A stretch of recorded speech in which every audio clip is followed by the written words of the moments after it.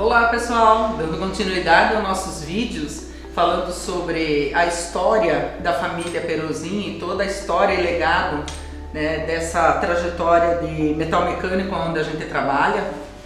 Nós vamos dar continuidade então na conversa com o seu Harry Peruzin, né, meu pai, né, que foi diretor da empresa por 30 anos, história dentro da Peruzin Indústria Metalúrgica, os 70 anos de idade dele, né, a vida inteira de história dentro da Peruzin, né, seu Harry?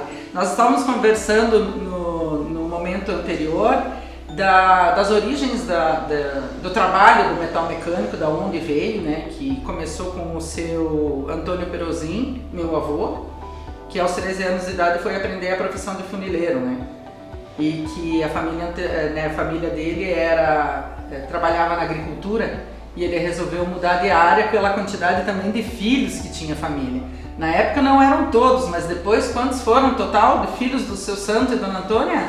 21 filhos teve a família do Santo e Antônia Peruzin. 21 filhos, né? Então ele tinha 20 irmãos e irmãs.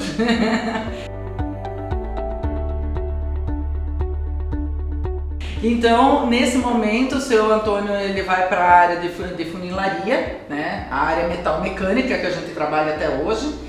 E em Sedbrunn, né, que já estava casado, que a gente conversou no outro momento, ele tem ali uma mecânica, né? Vamos dizer uma mecânica, porque... Ferraria e funilaria. Ferraria, funilaria... Ou funilaria e ferraria. Né, que na verdade tinha que juntar as profissões, hoje estão separadas as profissões, né?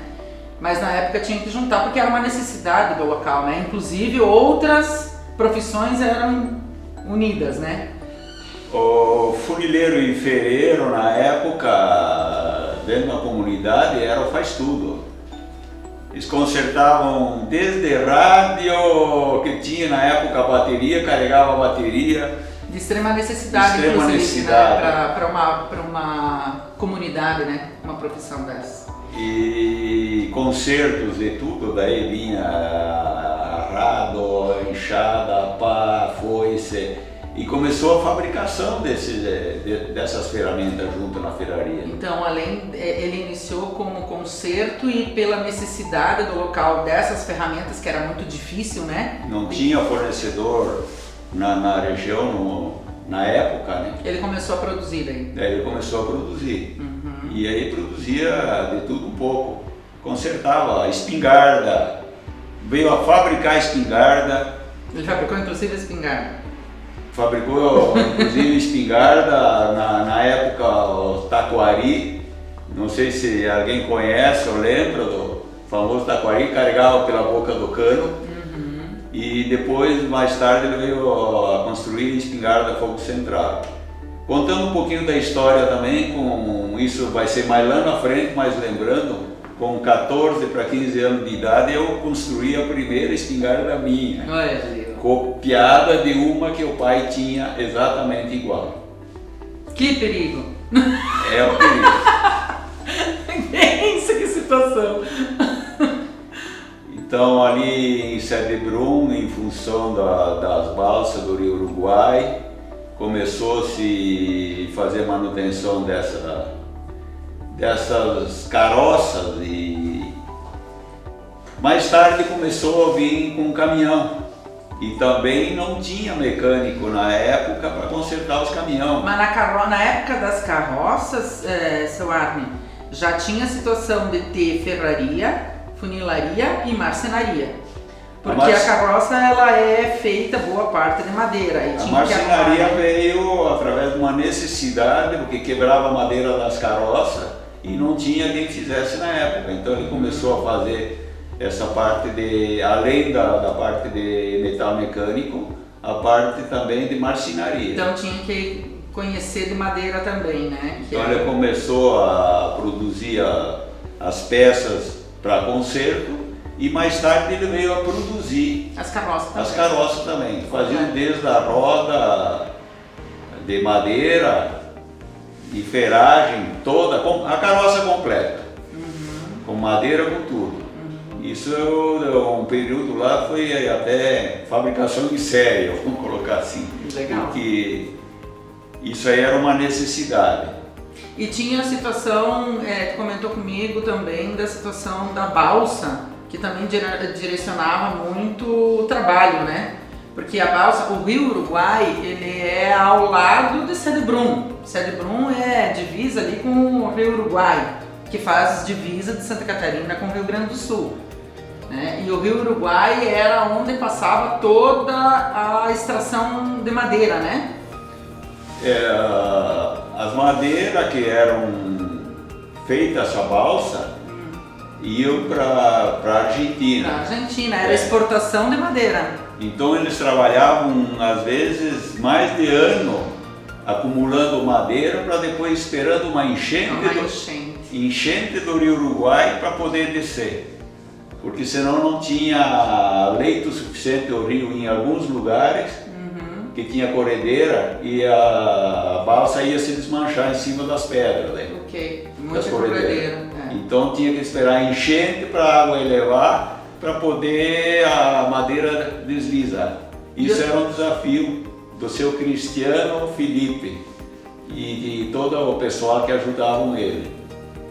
Aí eles construíam essas balsas durante mais de anos de trabalho. E assim foi feito por várias vezes. E todo esse tráfego passava na frente onde o pai tinha a ferraria. Cedebrum era um local estratégico na época, né? Cedebrum foi uma localidade que um período chegou a ser maior o número de casas em Cedebrum do que o próprio município de Concórdia. Na época não era município. O centro de Concórdia. O centro de Concórdia. Então lá o nome Cedebrum era a origem da sede dos Bruns, que foi os colonizadores de Concórdia e região. Então esse é o nome da sede lá. E dentro do trabalho dele ali na região, vinha também a parte esportiva. Ele era voltando um pouquinho para a especialidade dele, um dos melhores chutadores de pênalti de toda a região aqui de Concórdia e de Santa Catarina. Cedebrum tinha o melhor goleiro do município de Concórdia e o melhor chutador de pênalti. Se fosse num torneio de futebol, não tinha quem batesse Cedebrum se fosse para os pênaltis. Olha só, deixa eu dar um pausezinho aqui só para comentar uma situação bem interessante, para ter uma ideia. A família do seu Santo Perozin, meu bisavô, avô do seu Rário, 21 filhos, né? Tem uma foto histórica de família que tá o seu Santo Perozin e os 11 filhos, um time completo de futebol.